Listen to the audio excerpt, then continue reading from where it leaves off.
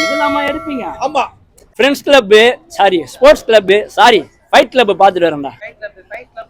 Fight தான் இருக்கும். Fight கிளப்ல சைட் இருக்கும். இருந்தது.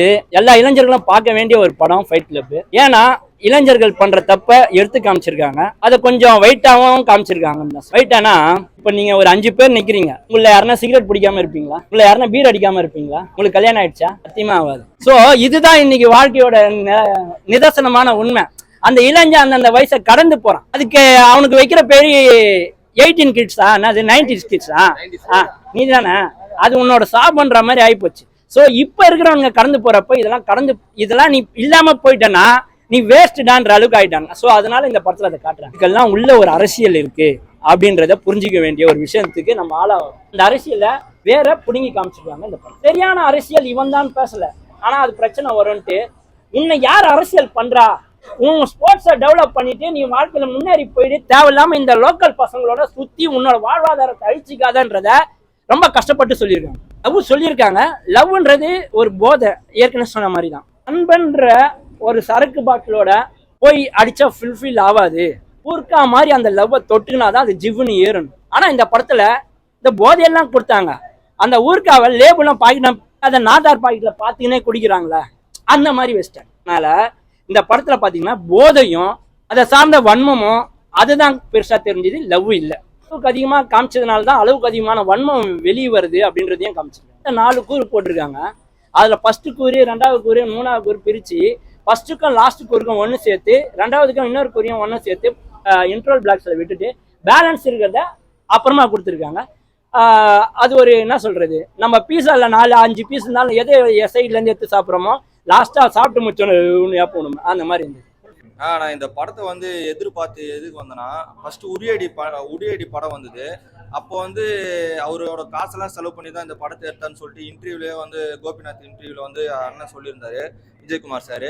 உரியடி 2க்கு வந்து ரொம்ப எதிர்பார்ப்பா இருந்தது. ரொம்ப நாள் என்னடா இவர் கம்பேக்கா இன்னும் படமே கொடுக்கல ஏன்னு பார்க்கும்போது, திடீர்னு பார்த்தீங்கன்னா ஃபைட் ஆஃப் கிளப் படம் வந்தது. அந்த படத்தை பார்க்கும்போது நம்ம இந்த படத்தை கன்ஃபார்மாக பார்க்கணும். ட்ரீசர் பார்க்கும்போது ரொம்ப பிடிச்சிருந்தது.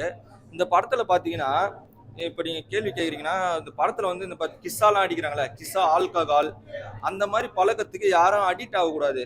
அடிக்ட் ஆகிறனால தான் நம்ம வந்து ஒரு அமுக்கி அவங்க பெரியவங்களாம் என்ன பண்ணுறாங்க, அமுக்கி அவங்க வேலை வாங்குறாங்க. அந்த பழக்கத்துக்கு அடிக்ட் ஆகணும். நம்மகிட்ட ஒரு திறமை இருக்கா, அந்த திறமை வச்சு மற்றவங்களுக்கு வளர்த்து விடணும்.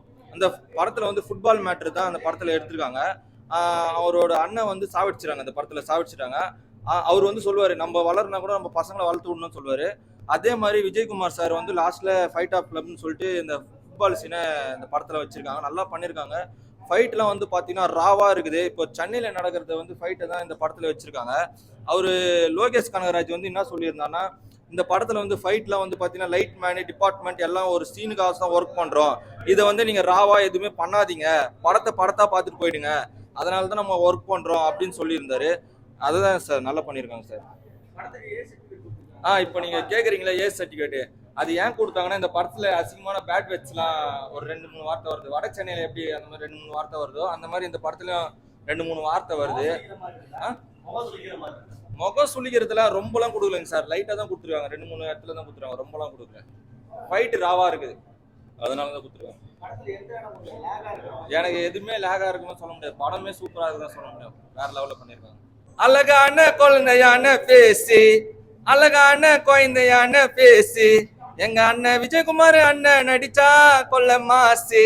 படம் பேரு ஃபைட் ஆஃப் கிளப்னு பேருங்க, படம் பேரு ஃபைட் ஆஃப் கிளப்னு பேருங்க. அந்த படத்தை பார்த்து கொஞ்சம் திருந்த வள்ளி பாருங்க, பெரியவங்க சிறியவங்க கேளுங்க, இந்த பாட்டுல தான் அர்த்தம் இருக்குது புரிஞ்சுக்கின்னு கேளுங்க. அப்புறம் நம்ம கானா மைக்கேல், அவரு சொல்ல மறந்துட்டேன். கானா மைக்கேல் வந்து பாட்டுலாம் வந்து எனக்கு ரொம்ப ரொம்ப பிடிக்கும். அவருக்கு வந்து ஒரு இந்த படத்துல ஒரு சூப்பரான சீன்லாம் கொடுத்துருக்காங்க. செம்மையா இருந்தது ப்ரோ. ராவான ஒரு கல்ட்டு பார்க்கணும்னா இந்த படம் பார்க்கலாம். சூப்பரா இருந்தது ப்ரோ. போதையால அடிமையாக இருக்காங்கல்ல, அதனால என்னென்ன வெளியே வருதுன்னு இதில் பார்த்து தெரிஞ்சுக்கலாம். லேக்ல எதுவுமே இல்லை ப்ரோ, சூப்பரா இருந்தது. ஃபர்ஸ்ட் ஹாஃப் தான் ப்ரோ நல்லா இருக்கும். கிளைமேக்ஸும் இன்ட்ரோலும் வேற மாதிரி இருக்கும், பார்க்கலாம் ப்ரோ. அவர் ஆக்டிங்லாம் சொல்ல செம்மையான வச்சார், நல்லா இருந்தது.